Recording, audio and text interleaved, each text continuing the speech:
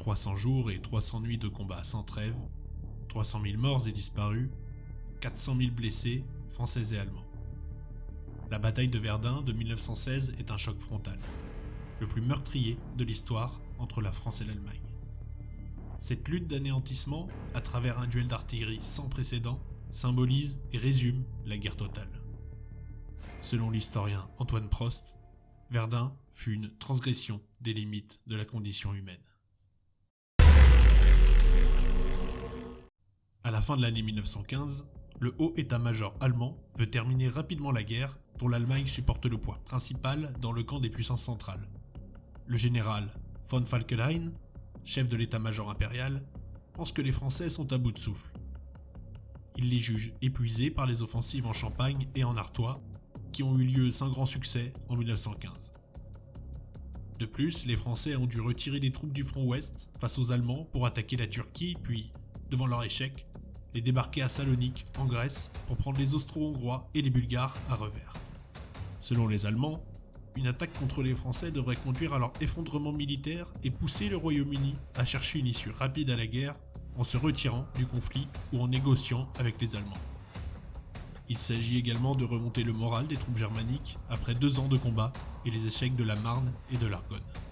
Chaque adversaire veut reprendre l'initiative. C'est sur le front occidental que chacun cherche à prendre l'avantage. 1916 est l'année de la Somme et de Verdun, 2 des plus grandes batailles de la Grande Guerre. Von Falkenhayn et le Kronprinz choisissent le secteur de Verdun où les défenses françaises ont été affaiblies. De plus, il n'est pas nécessaire de déplacer des troupes puisque la 5e armée s'y trouve déjà. Par ailleurs, les Allemands pourraient, à partir du saillant de Saint-Mihiel, attaquer aussi les Français par le sud, ce qui isolerait Verdun. La victoire semble donc facile, ce qui devrait valoir un grand prestige à l'héritier du trône impérial allemand. Verdun se situe dans le nord-est de la France, en Lorraine, dans le département de la Meuse sur le fleuve portant le même nom. En 1914, Verdun était à environ 45 km de la frontière entre la France et l'Allemagne. Verdun occupe le fond d'une vallée qui, ici, forme une cuvette entourée de collines boisées de 300 à 350 mètres d'altitude.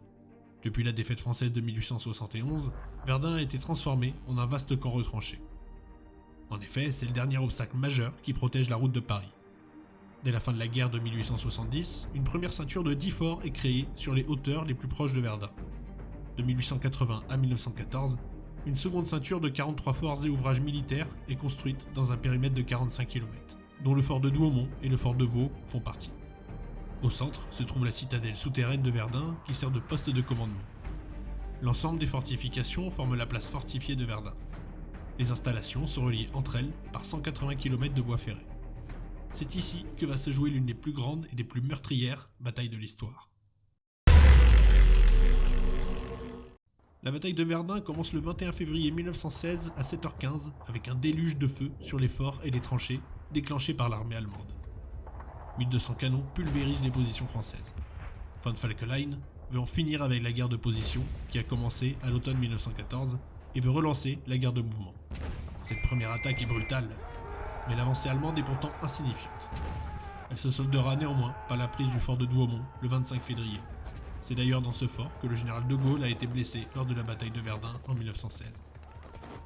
Dès lors, l'état-major français souhaite reprendre ce fort dont la position permet de dominer le champ de bataille. Malgré le déluge d'obus, les poilus s'accrochent au terrain et les Allemands ne peuvent aller plus loin. Le général Pétain est alors placé à la tête des troupes chargées de défendre Verdun. Le 1er mai, Pétain est nommé commandant du groupe d'armées du centre, avec 800 000 hommes sous ses ordres, dont ceux de l'armée de Verdun, qu'il ne commandera plus directement. Sur le terrain, lui succède le général Nivelle, secondé par le général Mangin. Verdun est menacé. La résistance française va se montrer exemplaire. Renforts et matériels arrivent jour et nuit, acheminés par la seule route possible, celle de Bar-le-Duc à Verdun, devenue la voie sacrée. Grâce à beaucoup d'abnégation, de sacrifices incommensurables, l'attaque allemande est contenue. Au total, 4000 camions, 2000 voitures, 800 ambulances, 200 autobus et de nombreuses camionnettes y circulent. Avec la seconde phase de l'offensive allemande, l'armée du Kronprinz opte pour une nouvelle stratégie, l'attaque par les ailes, qui présente l'avantage d'élargir le front. En vain, le Mort-Homme, la Côte du Poivre, le fort de Vaux résistent héroïques. Le 1er juillet, les Anglais et les Français déclenchent une grande offensive dans la Somme. Celle-ci permet de soulager la pression exercée par les Allemands à Verdun. La 3e phase de la bataille de Verdun intervient. Le front s'étend toujours davantage, la guerre devient une guerre de position et s'enlise dans les tranchées. Les attaques allemandes sont permanentes et la bataille atteint son paroxysme. Les pertes humaines sont énormes. L'ultime offensive allemande va échouer devant la poudrière de Fleury. Désormais, les troupes germaniques reçoivent l'ordre de rester strictement défensives. Du 15 au 18 décembre, les Français attaquent à nouveau et reconquièrent quasiment tout le terrain perdu depuis le 21 février.